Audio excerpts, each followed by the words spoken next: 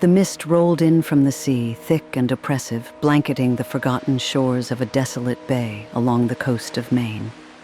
The siren sat perched upon a jagged rock, her body half submerged in the dark waters of the North Atlantic, her iridescent scales shimmering in the dim light. Her eyes, dark as a moonless night, stared into the abyss, waiting for the next unwitting traveler to stumble into her domain. Her voice was deadly, honeyed notes dripping from her lips as she sang a haunting melody that carried over the waves, a promise of beauty and an end to suffering. Tonight, though, there was no ship, no sailor to lure. Instead, a rustling from the edge of the forest near the pine barrens caught her ear. Something moved beyond the line of gnarled trees that grew along the shoreline, something large and hungry.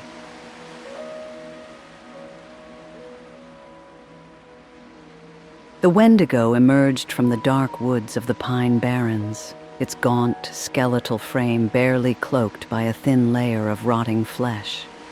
Its hollow eyes stared out from beneath twisted antlers, glistening with the hunger of centuries.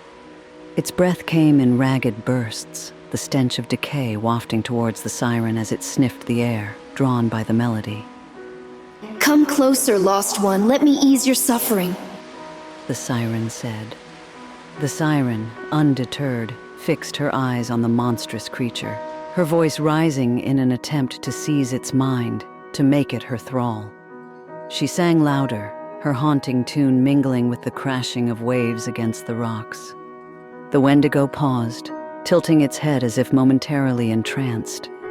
It staggered towards the water, its clawed feet dragging through the pebbles, as if falling under her spell.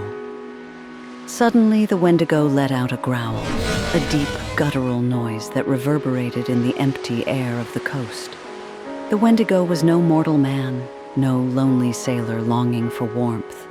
It was a creature of hunger, a spirit of relentless, gnawing need. The siren's enchantment, potent as it was, struggled to pierce the black void of that hunger.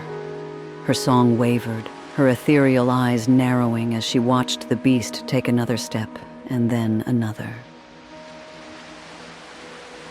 The siren remembered another night long ago, centuries past, when she had first encountered a creature not susceptible to her song, a sailor, half mad, who had survived the siren's melody and escaped, leaving her wounded pride in tatters. The memories surged back, and doubt began to creep into her mind. What if this was another creature immune to her charms? What if this was retribution? The wendigo lunged, its skeletal fingers extending with unnatural speed. "No! Stay back!" The siren tried to slip back into the water near the Savannah River, her tail flicking to propel her away, but she was a creature of allure, not speed. The claws caught her shoulder, tearing into the scales and flesh, drawing forth a dark, viscous blood that spilled into the sea. "Hunger cannot be silenced," the wendigo responded. The siren saw flashes in her own memory, visions.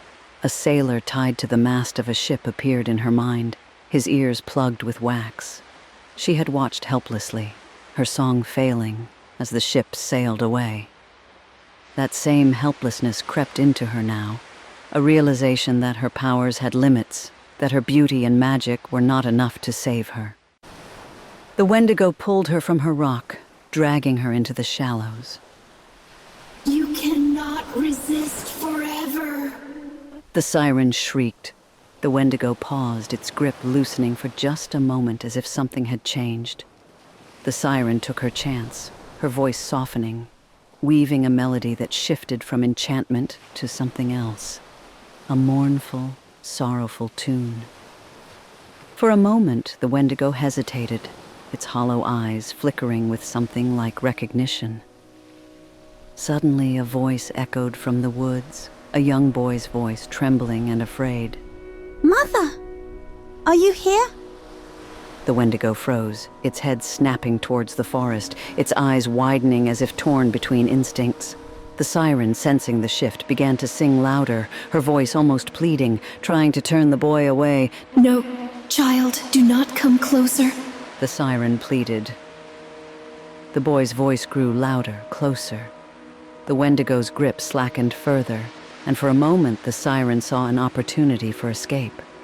She twisted, her tail slapping the wendigo's legs, cracking scales flying in all directions. But before she could slip away, the wendigo snapped back, roaring in rage. Its antlers swung down, impaling her side with a brutal, bone-cracking force. The wendigo's hollow eyes locked on the sirens, devoid of anything but hunger. Hunger is eternal. The wendigo snarled. The siren let out a final, warbling shriek, a sound of agony and despair. Her enchanting beauty twisted into something raw and broken. Her body went limp. Her glistening scales dulled as the wendigo tore into her, the hunger too powerful to resist. The boy stepped out of the woods, his eyes wide with terror as he saw the monstrous creature hunched over the dying siren. The wendigo paused, turning its head towards the boy, its mouth smeared with her blood. For a moment, silence hung in the air, thick with tension. Mother! The boy called. The wendigo's eyes flickered, recognition and hunger battling within the hollow depths. The forest behind them seemed to hold its breath as the boy took a step back, fear etched across his face. Suddenly, the wendigo released the siren, its skeletal form straightening, its gaze fixed on the boy. It began to move towards him, each step slow and deliberate, the hunger far from sated. The boy turned and ran, his terrified screams echoing through the trees. The wendigo paused, a guttural growl escaping its throat as it glanced back at the blood-stained rocks and the remnants of the siren. Then, without hesitation, it continued its pursuit, disappearing into the shadows of the forest, leaving behind nothing but the echoes of a song that had ended too soon. The sea, once a silent witness to her power, turned red as the siren's lifeblood flowed freely, mixing with the salt water, carrying away the remnants of her magic. The forest whispered in anticipation, and the darkness seemed to thicken, as if something even more sinister was yet to come.